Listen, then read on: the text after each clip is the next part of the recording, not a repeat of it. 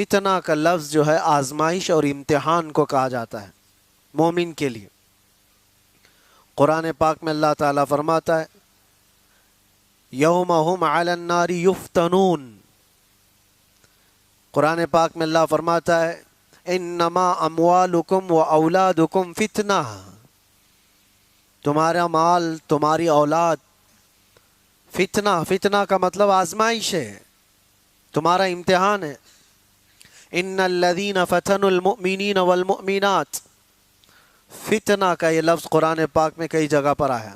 जो आयत मैंने खुतबे में पढ़ी वो भी फलयहज़रिल्लज़ीना युखालिफून अन अम्रिही अन तुसीबहुम फितना औ युसीबहुम अज़ाबुन अलीम। अल्लाह फरमाता है लोगों को चाहिए कि मेरे नबी के हुक्म की मुखालफत करने से बचें, वरना वो फितनों में मुब्तला होंगे या दर्दनाक अजाब में गिरफ्तार होंगे। ये अल्लाह ताला की तरफ से पहले से तंबीह की गई है। हुजूर की मुखालफत करोगे, नबी पाक सल्लल्लाहु ताला अलैहि वसल्लम की तालीमात को छोड़ोगे तो फितनों में मुब्तला होगे, बहुत सारी आजमाइशें आएंगी। आज जो हम फी ज़माना पूरी आजमाइशों में घिरे हुए हैं, क्या अपने गिरेबान में झांक कर देखें कि हुजूर पाक सल्लल्लाहु अलैहि वसल्लम की तालीमात के मुखालिफ नहीं चल रही पूरी उम्मत। जिस उम्मत को खैर उम्मत का लक़ब कुरान ने दिया, या अच्छाइयों का हुक्म देती है बुराइयों से रोकती है, वो कहाँ है तुम्हारा मनसब? क्या हर कोई वो जिम्मेदारी निभा रहा है? अच्छाइयों का हुक्म दे रहा है हर कोई, बुराइयों से रोक रहे हो हर कोई, डर रहा है हर कोई। ये सोचता है हमको क्या पड़ी है, कोई जा रहा है खड्डे में गिर रहा है तो हमको उससे क्या लेना देना। बुराइयों से रोकने का मिजाज उम्मत का ख़त्म होता चला गया। तुम खैर उम्मत हो, ये मनसब कभी तुमसे अलग नहीं हो सकता। और इल्म इस्लाम लाया है, और आज इस्लाम के पैरोकार मुसलमान इल्म से दूर है। अखलाक इस्लाम ने दिया है पूरी दुनिया को, अखलाक इस्लाम ने दिया है। माँ और बहनों के दरमियान तमीज इस्लाम ने दिया, औरतों के हुकूक इस्लाम ने अता की। लेकिन ये सब बातें मैं इसलिए अर्ज कर रहा हूँ कि क्या मुसलमानों में अब भी वो इस्लाम है, या रसूल पाक सल्लल्लाहु ताला अलैहि वसल्लम की तालीमात को इतना पीछे डाल दिया। कभी कभार मैं सोचता हूँ मेरे अजीजों, अपने दिल पर हाथ रख करके बताओ, जिस रसूल पाक से तुम जान से ज्यादा मोहब्बत करने की बात करते हो, उस रसूल की कितनी हदीसें तुम्हें याद है? दूसरों के डायलॉग्स तो याद हो जाते हैं, गाने जुबान पर यूं ही आ जाते हैं। वो इसलिए नहीं कि तुम गाने रट्टा मार के याद करते हो, सुन सुन के ही याद होते हैं, चलते फिरते लग जाते हैं, याद होते हैं। किसी के डायलॉग्स बहुत ज्यादा इधर उधर वायरल होते हैं, वो याद हो जाते हैं। लेकिन मैं ये पूछना चाहता हूँ कि ये सुन सुन करके जब दुनियावी नगमे याद हो जाते हैं, तो अपनी आदत ऐसी क्यों नहीं डाली कि मेरे नबी के नगमे भी सुन सुन के याद हो जाए, हुजूर की बातें याद हो जाए। बात यही है कुल मिलाकर कि हम जिस आजमाइश के शिकार हो रहे हैं आज या होंगे, इन सब का असल सबब कुरान ने कहा है रसूल पाक सल्लल्लाहु ताला अलैहि वसल्लम के हुक्म की खिलाफ वर्जी। देखो, हुजूर के हुक्म की खिलाफ वर्जी दो तरह का करता है आदमी। एक जानबूझ के करने वाला, वो काफिर है, वो कहता है कि मैं मानता ही नहीं, नाउजुबिल्लाह, वो काफिर है। लेकिन एक अनजाने में करता है, वो हुजूर से मोहब्बत तो करता है, लेकिन नफ्स कभी गालिब है, शैतान कभी गालिब है, सुस्ती कभी गालिब है, जिसकी वजह से इन अहकाम को अमल नहीं कर पाता। लेकिन नुकसान वो भी उठाएगा, वो भी उठाएगा। पहला वाला तो जहन्नम, जिसने जानबूझ करके इनकार किया हुजूर की हुजूर के फरामीन को, वो तो जहन्नम में जाएगा। और दूसरा वाला जो अनजाने में करता चला गया, तो वो दुनिया में फितनों में मुब्तला होगा, आजमाइश में आएगा। अल्लाह के नबी सल्लल्लाहु ताला अलैहि वसल्लम ने यह भी इरशाद फरमाया, एक जमाना तुम पर आएगा। एक सहाबी हजरत हुज़ैफा रज़ियल्लाहु ताला, वो फरमाते हैं कि सब लोग हुजूर सल्लल्लाहु अलैहि वसल्लम से अच्छाई के बारे में ज्यादा सवाल करते थे और मैं बुराइयों के बारे में ज्यादा सवाल करता था। वो कहते हैं खुद उसकी वजह यह है, इसलिए पूछता था कि कहीं उस बुराई में मैं मुब्तला ना हो जाऊं, कहीं उस बुराई से मेरा सामना ना हो जाए। तो हज़रत हुज़ैफा रज़ी अल्लाह तआला अन्हु ने हुजूर सल्लल्लाहु अलैहि वसल्लम से पूछा, या रसूल अल्लाह सल्लल्लाहु अलैहि वसल्लम, हम ज़माने जाहिलियत में थे, कुफ्र में थे, शिरक में थे, इस्लाम आया, खैर आया, अल्लाह ताला ने हमें एक शर से निकालकर खैर में लाया, तो क्या इस इस्लाम के खैर के बाद फिर कोई और शर आने वाला है? इसके बाद और कोई बुराई आएगी? हुजूर ने फरमाया, हाँ आएगी। जिस इस्लाम में तुम हो, इस खैर के बाद फिर शर आएगा। उस साहबी ने फरमाया, क्या वो शर जो आएगा, वो बुराई जो आएगी, उसके बाद फिर कोई खैर नहीं आएगा? हुजूर ने फरमाया, आएगा। इसका मतलब ये है, ज़माने जाहिली, ये पूरी हदीस सुन लीजिए, हज़रत हुज़ैफा रज़ियल्लाहु तआला अन्हु की ये हदीस सही हदीस है पाक।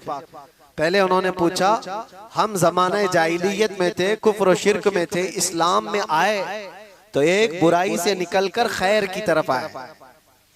अब पूछा, क्या इस खैर के बाद फिर कभी और कोई बुराई आने वाली है, शर आने वाला है? हुजूर ने फरमाया, हाँ आने वाला है। उस शर के बारे में क्या क्या हुजूर ने फरमाया वो भी बताता हूं। लेकिन हज़रत हुज़ैफा ने उसके बाद का भी पूछा, कहा वो शर जब आए तो क्या उसके बाद फिर कोई भलाई आएगी कि नहीं आएगी, खैर आएगा कि नहीं? हुजूर ने फरमाया, हाँ आएगा।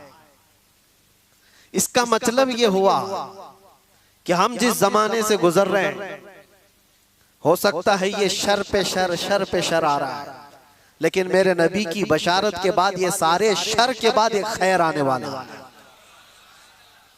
इस सारे शर के बाद एक खैर आने वाला है। यहां तक कि हुजूर सल्लल्लाहु अलैहि वसल्लम से जब हज़रत हुज़ैफा ने पूछा था ना कि कैसा शर आएगा, हम तो जहालत से निकल करके इस्लाम में आए, ये खैर है, इसके बाद जो शर आएगा वो कैसा होगा? हुजूर ने फरमाएगा, वो ऐसा होगा कि लोग मुसलमान कहलाने को भी झिझकते होंगे और कुछ लोग उसको, मुसलमान को ऐसा देखेंगे जैसे किसी चोर को या जानी को देखा जाता है। वो जमाना आएगा, वो शर का जमाना, यानी लोग उसको दिखा दिखा करके बोलेंगे, ये देखो मुसलमान जा रहा है, ये देखो मुसलमान जा रहा है। मुसलमान होना ताज्जुब की बात हो जाएगी, ऐसा शर आएगा। और यहां तक कि हुजूर सल्लल्लाहु अलैहि वसल्लम फरमाते हैं, जैसे जानी को लोग हिकारत से देखते हैं, एक सच्चे मोमिन को ऐसा देखा करेंगे। ये जमाना आएगा, तुम शर्माना मत कि लोग मुझे ऊपर से नीचे ऐसे ताड़ते हैं, इतना घूरते हैं, इतना देखते हैं। तुम मोमिन होगे तो देखेंगे जरूर और देखे जाओगे तुम।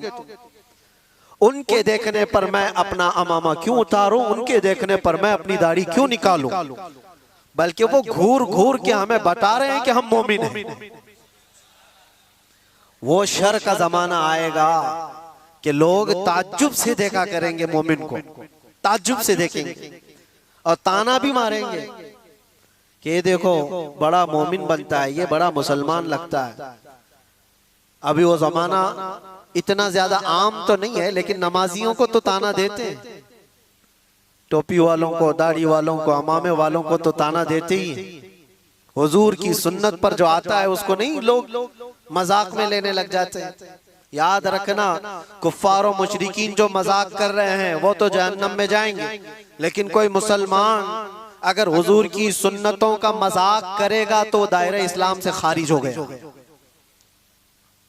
उसने कुफ्र किया है।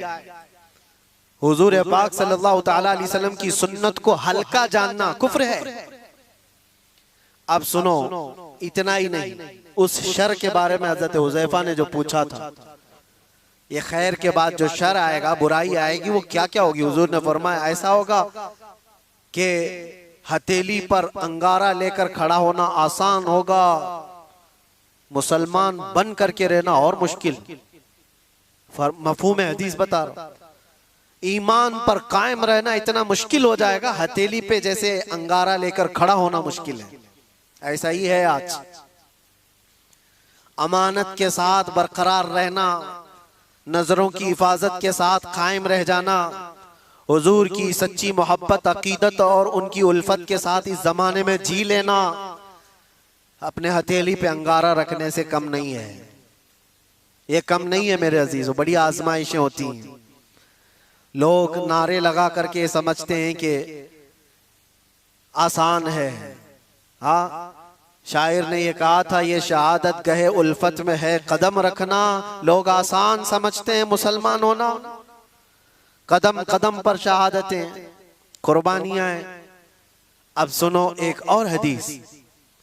यहां तक तुम परेशान हो चुके होंगे, इतने परेशान हो चुके होंगे कि कभी कब्रिस्तान की तरफ से गुजर रहे होंगे तो हुजूर फरमाते तुम कब्रों वालों को देख करके ये तमन्ना करोगे काश उसकी जगह मैं होता तो अच्छा होता, क्योंकि वो फितनों से बचकर चला गया, हमसे पहले चला गया, अब महफूज सोया है और हम रोजाना एक नए फितने का मुकाबला कर रहे हैं। ये कैफियत आएगी ईमान वालों पर। और इतना ही नहीं, और आगे अल्लाह के नबी सल्लल्लाहु तआला अलैहि वसल्लम फरमाते हैं मोमिनों पर जो शर का जमाना आएगा वो ऐसा होगा कि पूरी दुनिया में कुरान के सिर्फ लफ्ज बाकी रह जाएंगे, कुरान नहीं रहेगा, लफ्ज बाकी रह जाएंगे।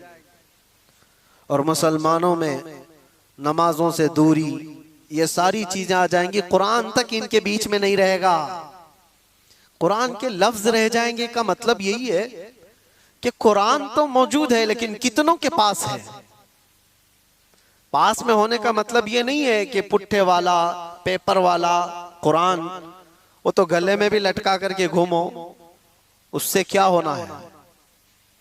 जब कुरान ना पढ़ना आता है, ना समझ आती है और ना अमल करना आता है, तो क्या ये आज हालत नहीं है। कुरान कितने के पास, कितने लोगों के पास। मुझे अजीब वो मज़हका लगता है, लोग कव्वालियों में तो झूमते हैं और कुरान की तिलावत होती है तो इन्हें कुछ नहीं असर होता। उनको तो लगता है कब खत्म हो रही है, किरात कितनी लंबी कर रहे हैं मौलाना साहब, नमाज में लंबी किरात हो रही है। कुरान अल्लाह का कलाम है, तुम्हें समझ में आ रहा होता तो तुमको पता ही नहीं चलता कि रकात कब हो रही है। इक्का दुक्का जिसको कुरान होता होगा। तो अल्लाह के नबी सल्लल्लाहु अलैहि वसल्लम ने फरमाया एक जमाना इन पर आएगा कि इनके पास कुरान ही नहीं होगा। तो सहाबा डर गए, इतना शर आएगा इनके पास। हुजूर ने यह भी फरमाया चरवाहे लोग होंगे, कम जात के लोग होंगे, लेकिन बड़ी बड़ी इमारतें बनाकर सजा रहे होंगे, सब घरों की ज़ेबो ज़ीनत में लगे होंगे, आराइश में लगे होंगे। आज ये तो देखने को मिलता है। बल्कि ये भी फरमाया मेरे आका सल्लल्लाहु अलैहि वसल्लम ने कि वो बड़े बड़े तख्तों पर बैठकर हुकूमत भी करेंगे। वो सब अलामात आज देखने को मिलती है। हर छोटा बड़ा, बड़े लोगों की बात तो अलग है, एक छोटा सा आदमी भी आज सब इस ज़ेबो ज़ीनत में लगा हुआ है। मस्जिदें सजा दी जाएंगी और उसमें नमाजी नहीं रहेंगे। सब मस्जिदें मार्बल की हैं, सब मस्जिदों में कालीन है, तकरीबन मस्जिदों में एसी है, सब आरामदेह चीजें सब, लेकिन सजदा करने वालों के लिए मस्जिदें ढूंढ रही है। नहीं है। ये वो जमाना आएगा। नबी पाक ने जब ये फरमाया तो सहाबा इकराम रिदवानुल्लाहि ताला अलैहिम अजमाइन जो सवाल कर रहे थे, अब जाहिर सी बात है, अब मैंने इतनी अलामतें जो बताई, डर और खौफ लग रहा है कि नहीं लग रहा है? डर और खौफ है कि नहीं? क्या ऐसा जमाना आएगा कि लोग हमको मोमिन होने पर ताना देंगे? और इतना ही नहीं, हुजूर ने यह भी फरमाया कत्ले आम बढ़ जाएगा, हरज बढ़ेगा। लालच की बुनियाद पर 100 लोग होंगे तो 99 कत्ल हो जाएंगे, एक बच जाएगा। इतने ज्यादा कत्ले आम, मौतें ज्यादा होने लग जाएंगी। अब ये सब था जो शर का जमाना है। तो हजरत हुज़ैफा ने फरमाया या रसूल अल्लाह सल्लल्लाहु अलैहि वसल्लम, उस शर के बाद कोई खैर आएगा कि नहीं आएगा? हुजूर ने फरमाया हाँ आएगा। जब पूरी दुनिया में इस तरह का जुल्म आम हो जाएगा अल्लाह इमाम मेहदी को पैदा फरमाएगा। ये खैर का ज़माना होगा, ये खैर का ज़माना होगा। हुजूर अकरम सल्लल्लाहु अलैहि वसल्लम फरमाते हैं फिर मेहदी को अल्लाह पैदा फरमाएगा और मेहदी पूरी उम्मत को जमा करेगा और पूरी दुनिया में सिर्फ एक कलमा गूंजेगा, ला इलाहा इल्लल्लाह मुहम्मदुर रसूलुल्लाह सल्लल्लाहु अलैहि वसल्लम। ये हदीस पाक मैंने पूरी सुनाई जो हजरत हुज़ैफा रज़ियल्लाहु तआला अन्हु से मरवी है। उस शर के बाद एक खैर आने वाला है, लेकिन उस खैर के आने तक हमें इंतजार तो है। यहां तक के लोग भूल चुके होंगे दीन को। नबी पाक सल्लल्लाहु तआला अलैहि वसल्लम ने इमाम मेहदी के ज़हूर से पहले जो चीजें हैं उसके लिए इरशाद फरमाया कि लोग दीन पूरा भूल चुके होंगे, कुरान इनके बीच में नहीं होगा, तब इमाम मेहदी आएंगे। दुआ तो हम ये करते ही हैं कि अल्लाह ताला इमाम मेहदी का ज़माना अता फरमाए। हर एक की ख्वाहिश है जो इमाम मेहदी का ज़हूर और तज़किरा सुनता है, वो एक परचम तले पूरी दुनिया जमा होगी, वो दौर कैसा होगा। उस चीज के लिए तमन्ना तो सब करते हैं, लेकिन दुआ ये भी करो उस दौर के पहुंचने तक। ये जो शर का ज़माना, ये जो फितनों का ज़माना है, अल्लाह इसमें सब्र और इस्तिकामत अता फरमाए। जो इसमें से बचकर निकला वो ईमान वाला है। अजीज़ान गिरामी वक़ार, आज के हालात में और हुजूर अकरम सल्लल्लाहु अलैहि वसल्लम ने यह भी फरमाया, ला तक़ूमुस्साअतु हत्ता यख़रुज 30 दज्जालून 30 कज़्ज़ाबन, यानी हुजूर फरमाते 30 के करीब दज्जाल आएंगे। वो जो काना दज्जाल है वो बाद में आने वाला है। वो हदीस वहीं तक खत्म नहीं हुई। हजरत हुज़ैफा की जो हदीस है, फिर से शुरू से मैं आपको बताऊं। उन्होंने कहा हम कुफ्र में थे, जिहालत में थे, अल्लाह ताला ने इनाम फरमाया और हम खैर में आए, इस्लाम में आए।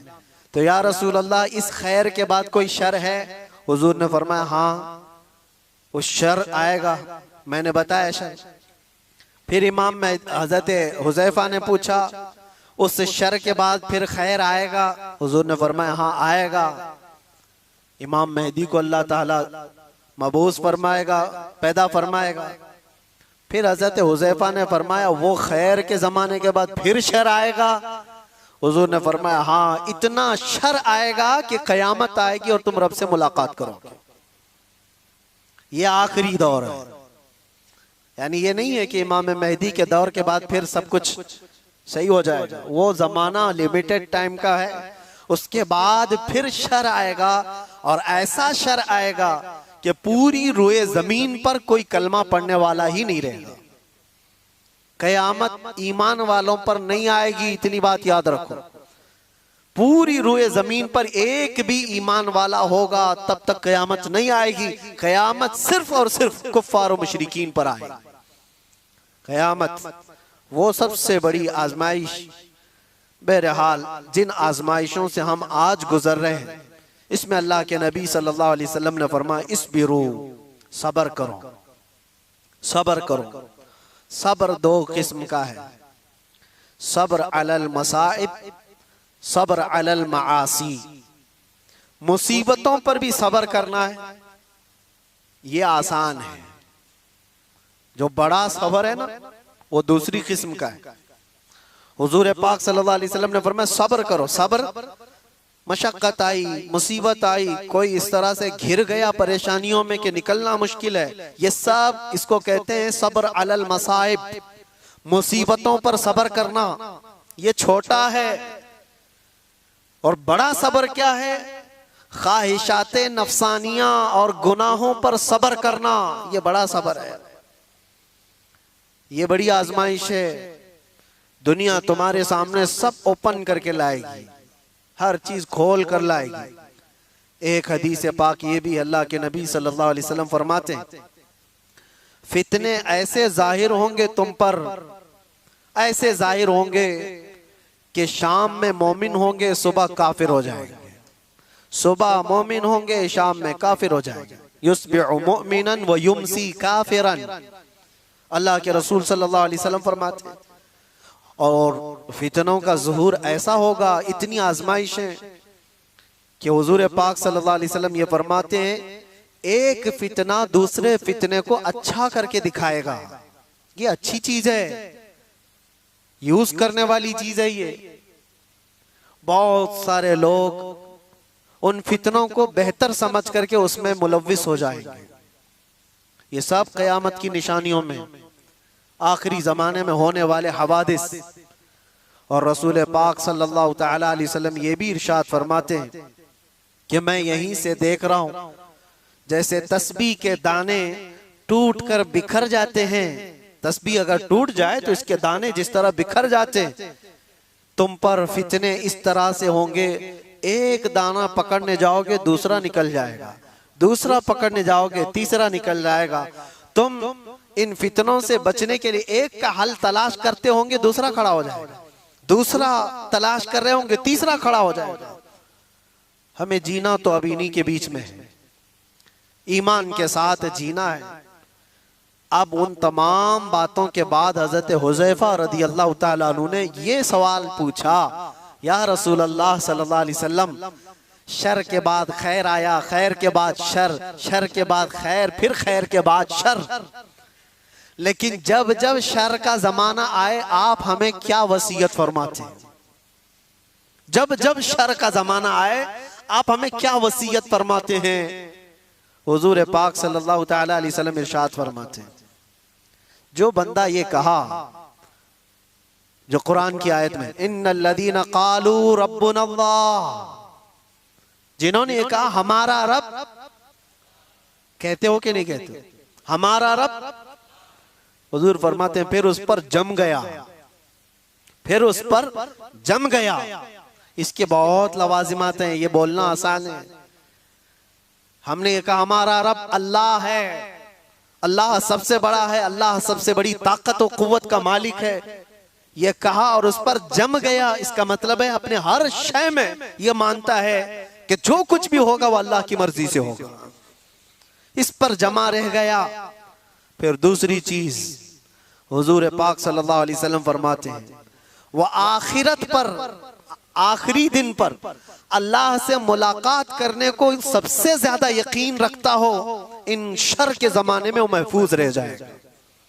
दो ही बातें फरमाई हुजूर ने, एक अल्लाह पर यकीन रखा हो कि जो कुछ भी होगा मेरे रब की मर्जी से, और दूसरे आखिरत के दिन पर।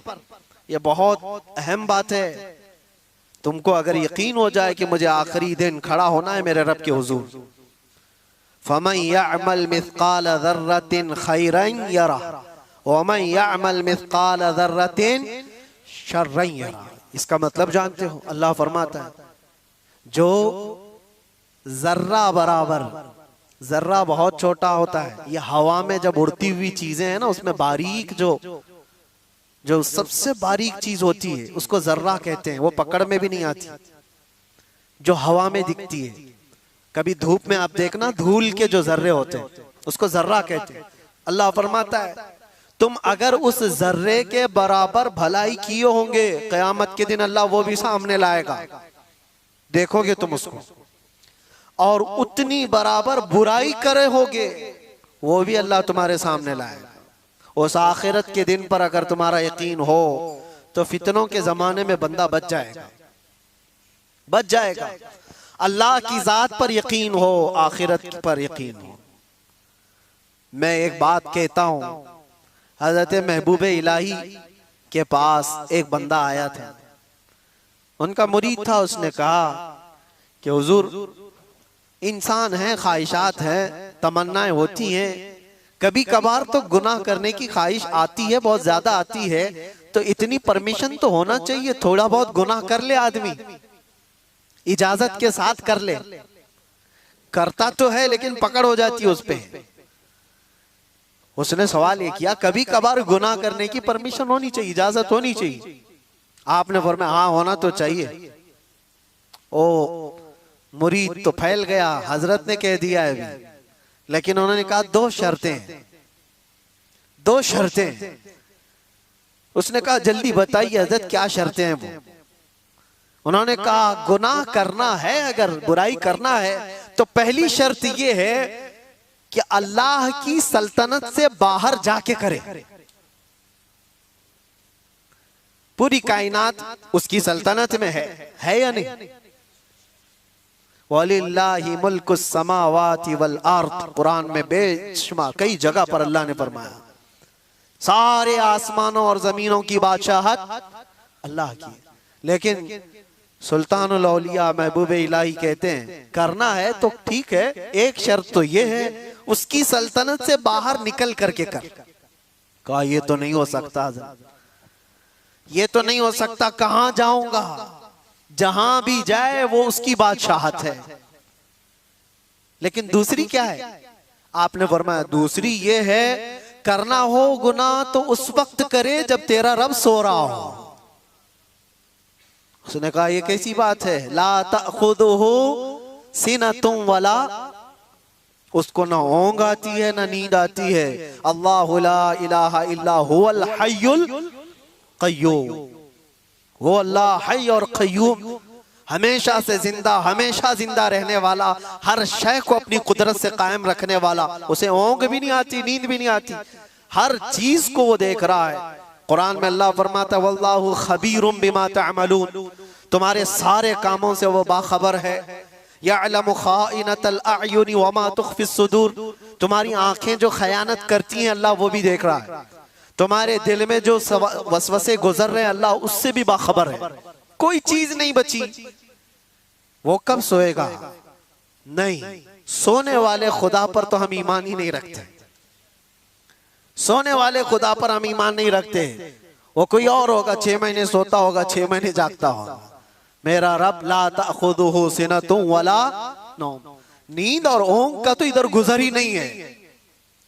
जिस कायनात को पूरा वो अपने कुन से चलाता हो उसके बारे में नींद का शायबा भी नहीं। तो दो बातें जो महबूब इलाही ने फरमाई, मुरीद दंग रह गया। कहा कि हुजूर नामुमकिन बात है, ना मैं उसकी सल्तनत से बाहर जा सकता हूं, ना कोई ऐसा वक्त आने वाला है जब उसको ऊंघ आए या नींद आए। तो आपने फरमाया तो फिर शर्म कर, उसकी सल्तनत में उसके देखने के वक्त तू कैसे कर सकता है? बच जा। इसके बाद फिर दोबारा सवाल ना करो। मेरे अजीजों, उन फितनों के दौर में, शर के जमाने में अगर तुम बच सकते हो तो ये ईमान अल्लाह है, फिर उस पर जम जाओ। और दूसरी बात हुजूर ने फरमाया युमिनु बिल आखिरा, आखिरत के दिन पर वो ऐसा यकीन कामिल रखता हो कि मुझे वहां तो उठाया जाएगा, पूछा जाएगा। बहरहाल आज मुझे सिर्फ ये हदीस पूरी बयान करनी थी। जो हालात आज पेश हैं, लोग इससे घबराए हुए हैं, नर्वस कि कैसा कैसा दौर आ रहा है। इतने मारे जा रहे, इतने काटे जा रहे, हर जगह एक एक चीज पर। मियाँ अभी तो तुम मस्जिदों, खानकाहों और नबी पाक सल्लल्लाहु अलैहि वसल्लम की ज़ात, अल्लाह की ज़ात पर तनाज़ात कायम करने वाले लोगों को देखा है। वो दौर भी आएगा तुम्हारे कलमे तैयबा पर, तुम्हारी जुबान पर लोगों को एतराज होगा, सवाल होगा। आ भी गया तुम्हारी अजानों पर सवाल, तुम्हारी नमाजों पर। आज ये सारी चीजें जो है आजमाइश से तुम गुजर रहे हो। ये वो शर का जमाना है जिसमें तुम्हें सब्र रखना है। और सब्र दोनों किस्म का, मुसीबतों पर भी सब्र करो और मासी पर, गुनाहों पर भी सब्र करो। दोनों चीजें नौजवान तबके की जिम्मेदारी बढ़ जाती है। मेरे अजीज बच्चों, मैं आपसे कहना चाहता हूँ ये रमजान का आखिरी अशर, आप अल्लाह के जिक्र की मजलिस में आए। खुदा रहा रसूल पाक का वास्ता देता हूँ, तुम्हारे दो छोटे कंधों पर बहुत बड़ी जिम्मेदारी आई, जो अगलों पे नहीं थी आज तुम पर है। तुम्हारी पूरी जनरेशन जो बाद आने वाली है वो तुम्हारे हर नक्ल हरकत को देखेगी और उसको कॉपी करने वाली है। तुम बुज़दिल रहोगे तो नस्लें बुज़दिल होगी, तुम गुनहगार अय्याश रहोगे तो तुम्हारी नस्लें इसी तरह से पैरोकार बन जाएंगी। तुम्हारे इन कंधों पर बहुत बड़ी जिम्मेदारी है। क्या मेरे मुस्तफ़ा करीम सल्लल्लाहु अलैहि वसल्लम से इतनी मोहब्बत भी नहीं है तुम्हें कि अपने ऐशो इशरत को ठोकर मारे हम? दुनिया जो चाहती है वैसे ना बन करके आमिना का लाल जैसा चाहे वैसे बन जाए। क्या इतनी चीज कुर्बानी हम नहीं दे सकते इस दौर में, जहां लोग तुम्हारे रब पर सवाल करें, कुरान पाक को जला दिया जाए, तुम्हारे बुजुर्गों की कब्रें उखाड़ने की बात हो, अब बचा क्या तुम्हारे हो रही? क्या ये दौर तुम्हारे ताश के पत्तों पर बैठने का दौर है? क्या ये दौर तुम्हारे शराब पीने का और जुआ खेलने का दौर है? क्या ये दौर तुम्हारा पूरा 24 घंटे इंटरनेट पर गेम खेलने का वक्त है? तुमसे सवाल होगा हर घड़ी के बारे में, हर लम्हे के बारे में सवाल होगा। और एक बात ये भी याद रखो, अल्लाह के नबी सल्लल्लाहु अलैहि वसल्लम फरमाते हैं, कुल्लुकुम राइन व कुल्लुकुम मसऊलुन अन रिअयतिहि। तुम में से हर आदमी निगहबान है, जैसे चरवाहा अपनी बकरियों का निगहबान होता है, तुम में से हर आदमी निगहबान है, और हर आदमी से उसके नीचे रहने वालों के बारे में पूछा जाएगा क़यामत के दिन। तेरी औलाद क्यों बिगड़ी? तेरी औलाद गलत रास्ता क्यों इख्तियार की? तेरे अंडर में थी। तुम्हारी बहनें, तुम्हारी बीवियां, तुम्हारी बच्चियां, ये तुम्हारे मातहत हैं, तुम इनके मसूल हो, इनके जिम्मेदार हो। इनके गलत कदम का भी तुम्हें जवाब देना पड़ेगा। माहौल को बनाने के लिए तुम्हारे पास बहुत सारी चीजें हैं। उठो वो गर न हश्र न होगा फिर कभी, दौड़ो के जमाना चाल अपनी चल गया। इसीलिए इन फितनों के दौर में एक ही जगह से रोशनी मिलती है, वो गुंबद खजरा से। एक बात याद रखना मेरे अजीजों, दुनिया जिसको दिखाने के लिए कर रही होती है ना, वो दुनिया उनको देखती भी नहीं। जिसको दिखाने के लिए लोग कुछ चीजें कर रहे होते हैं, बहुत सारे लोग हैं, पूछा कि ये इतने नाक नक्शे, ये सारी चीजें तेरे चेंज हो गया, होलिया बदल गया? कहा मैं फलां का फैन हूं, एक्टर का, एक्ट्रेस का, पता नहीं किसका किसका फैन है, उसी की तरह सब कुछ बनाना। लेकिन मैं उनसे पूछता हूं, जिसकी तुम नकलो हरकत कर रहे हो, जिसकी कॉपी कर रहे हो, क्या वो तुझे देख रहा है? क्या वो तुम्हें देख रहा है? वो देख करके कभी खुश हो रहा है? कभी तेरी खैरियत पूछा? लेकिन कसम रब्बे जुल जलाल की, पूरी कायनात के चप्पे में कहीं पर भी रहो, मेरे मुस्तफा के अखलाक पर जो अमल कर रहा है, वो ताजदारे मदीना उसे देख रहे हैं, वो उसे देख भी रहे हैं और फख्र भी कर रहे हैं। और ये भी फरमाया बुजुर्गों ने, हुजूर की सुन्नतों पर चलने वाला, दुनिया के ताने बर्दाश्त करने वाला, लोगों की गालियां सुन सुन करके जीने वाला, लोग उसको दकियानूसी कहते हैं, फंडामेंटलिस्ट कहते हैं, पुराने ख्यालात का कहते हैं, सब तरह की चीजें बर्दाश्त करता रहा, लेकिन अपने हुलियों को चेंज नहीं किया, अपनी तालीमात को नहीं चेंज किया, कुछ नहीं बदला। थका हारा गालियां खाकर जिस दिन उसका इंतकाल होता है, बुजुर्गों ने फरमाया, रसूल पाक सल्लल्लाहु तआला अलैहि वसल्लम उसके कब्र में आने से पहले तशरीफ लाते हैं और मुनकर नकीर से कहते हैं, जरा आहिस्ता से सवाल करना, बड़ा थक करके मेरा गुलाम आ रहा है, मैं मरूं तो मेरे आका या मलाइका से कहना, इसे कोई मत जगाना, अभी आंख लग गई है, जिंदगी गुजारो तो वो गुजारो। दुनिया के ताने इन फितनों के दौर में बर्दाश्त करना सीख जाओ। लोग तुम्हारे अखलाक पर उंगलियां उठाएं, तुम्हारे सच बोलने पर भी ताना होगा, तुम्हारे ईमान पर कायम रहने पर भी ताना देंगे लोग, तुम्हारी अच्छी बातों पर ताना देंगे कि इसकी जुबान तो देखो, मुल्ला बन गया, मौलवी बन गया, मौलाना जैसी बातें करने लग गया, ये ताने देने लग जाएंगे लोग। 2 हदीस क्या नौजवान सुनाएगा, उसको कहते हैं अल्लामा बन गया, मौलवी बन गया है। ये दौर अल्लाह के नबी सल्लल्लाहु अलैहि वसल्लम ने हदीस पाक में फरमाया, इतना ही नहीं कि मौलवी मौलाना कहकर के ताना देंगे, ऐसा देखेंगे जैसे एक जिना करने वाले को देखा जाता है। ये हदीस है किताबुल मलाहिम वल फितन में, अबू नईम ने यह हदीस नकल फरमाई है। इसलिए मेरे अजीजों, उस दौर का मुकाबला करने के लिए, उस दौर के चैलेंजेस को आपको बताना ये जरूरी था, मैंने बताया। उस दौर में अल्लाह के नबी ने यह भी फरमाया, जो महफूज रह सकता है वो कौन है? वो बंदा जो ये कहा मेरा रब अल्लाह है और उस पर जम गया, चाहे कुछ भी हो, अब मेरा रब अल्लाह है, तो मेरे सीने पर चढ़ करके बोलो, मेरी गर्दन पर तलवार रख करके बोलो, मैंने कहा है मेरा रब अल्लाह है तो अल्लाह ही है। ये इस पर कायम रहना और दूसरी चीज आखिरत पर कायम रहना। अल्लाह ताला इस शर के ज़माने में हमारी हिफाजत फरमाए। इस शर के दौर में मौला हमारी जानों की, हमारे मालों की और हमारे आमाल और हमारे ईमान की हिफाजत फरमाए। खुसूसियत के साथ पूरी दुनिया भर में कुछ वाक़यात ऐसे होंगे जो तुम्हारा दिल दहला देंगे। वो होंगे, वो भी आजमाइश है, वो भी आजमाइश है। मुझे एक बात याद आती है, एक खातून जो सिर्फ और सिर्फ मुसलमान होने के नाते अमेरिका की जेल में कैद, और कितने सालों से, सालों बीत गए, 25 साल के करीब। उस खातून को दांत तक तोड़ दिए गए, जहन तक माजूर कर दिया गया, हर चीज। उस खातून ने अपनी बहन को मुलाकात में एक बात ये कही थी। बहन मिलने के लिए गई तो उस खातून ने कहा कि जेल की अजियतें बहुत सख्त हैं। मैं जानता हूं मेरे अजीज, एक दिन 1 साल के बराबर कटता है। मैं जिस जेल में रह करके आया वहां पर लोग 22-22 साल से अंदर हैं। कितनों के घर उजड़ गए, खत्म हो गए। कितनों के घर वाले इंतकाल कर गए, वो आ ना सके। कितनों की औलाद बिखर गई। कुछ तो ऐसे कंप्रोमाइज करके रह गए कि अब हमारी जिंदगी का खात्मा इन्हीं 4 दीवारों के अंदर है।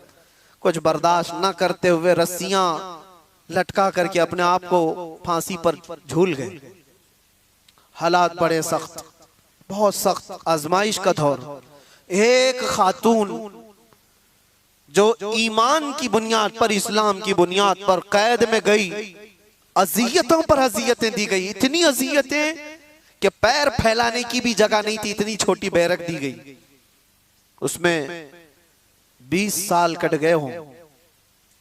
बहन ने एक बार पूछा कि ये अजियतें जो इतनी सख्त गुजर रही है, तो वो हंस कर कहने लगी, कोई बात नहीं, मैं खुद भी घबराई हुई थी बहुत, लेकिन इस छोटी सी 4 दीवारी के अंदर बहुत थक करके एक दिन सोई तो ख्वाब में रसूल पाक तशरीफ लाए। बर्दाश्त से ज्यादा हो गया तो मेरे मुस्तफा तशरीफ लाए। हुजूर पाक सल्लल्लाहु अलैहि वसल्लम से मैंने अर्ज किया कि आका, ये जमाना कब खत्म होगा मेरी आजमाइश का? ये मेरा इम्तिहान कब खत्म होगा? इतनी अजियतों से गुजारा जा रहा है, ये कब खत्म होगा? अल्लाह के नबी सल्लल्लाहु ताला अलैहि वसल्लम ने क्या फरमाया? कहा, खातून ये तेरी आजमाइश थोड़ी ना, ये उम्मत की आजमाइश है। देखा जा रहा है कि उम्मत मजे लेकर सो रही है। तुम क्या समझते हो ये जो छोटे छोटे बच्चे रोज हिलाक हो रहे हैं बिलबिलाते हुए, आग के गोलों के नीचे उनकी सुबह और शामें होती हैं, उनकी चीखों को दुनिया ये समझती है कि एक इलाके का झगड़ा है। मैं कहता हूं पूरी कायनात के मुसलमानों का ये इम्तिहान है, आजमाइश है। तुम फिजिकली उनकी मदद नहीं कर सकते तो कम से कम अपनी जिंदगी तब्दील करो ताकि तुम्हारी दुआएं बारे इजाबत से टकराएं। अल्लाह की बारगाह में तुम्हारी दुआएं तो जाए। इसलिए मैं ये कहता हूं, यह आखिरी अशरा है। मजलूम फिलिस्तीनियों के लिए भी हम दुआ करते हैं, मौला उन पर आए हुए उस जमाने को जल्द से जल्द खत्म फरमा दे। पूरी दुनिया रमजान मना रही है, पूरी दुनिया ईद की तैयारियों में बाजारों में दौड़ी दौड़ी घूम रही होगी, लेकिन वहां पर जनाजे निकल रहे हैं। सुबह एक जनाजा, शाम में एक जनाजा, बल्कि एक ही रास्ते पर 80-80 जनाजे जा रहे होते। मैं कभी सोचता हूं उनके घरों पर ईद कैसे आती है, उनके घरों पर इफ्तार और सहरी कैसे आती है, रमजान कैसे। लेकिन इन सब हालात के बावजूद जो खबरें आती हैं कि ना वो अजान में कम हुए हैं ना नमाज में, वह दुखती हुई आवाज में दर्द के साथ, अजानों के साथ भी अपने ईमान को कायम रखे हुए हैं। एक बड़ी आजमाइश है। मैं इसलिए जज्बात में बोलता हूं कि दर्द होता है, तकलीफ होती है। मेरे आका सल्लल्लाहु अलैहि वसल्लम ने फरमाया, मैं फिर से अपने लहजे में कहता हूं, कुछ कुत्तों को इन बातों पर यह तकलीफ अगर होती हो कि कहीं और तकलीफ हो रही है तो आपको बोलने की क्या जरूरत, तुम्हें पता ही नहीं ईमान किसे कहते हैं, मेरे आका ने फरमाया मसलुल मुमिनी कमसली जसदिन इज़ा इश्तका अज़्वुन तुदअ लहु साइरुल जसदि बिस्सहरि वल हुम्मा। हुजूर फरमाते हैं पूरे मोमिनों की मिसाल एक जिस्म की तरह है। एक अज़ू को तकलीफ हो तो पूरे जिस्म में बुखार आता है, एक अज़ू को तकलीफ हो तो पूरे जिस्म में बुखार आता है। इसी को ईमान कहते हैं। फिर वो ईमानी क्या है जो दूसरों की तकलीफ का एहसास नहीं करता हो।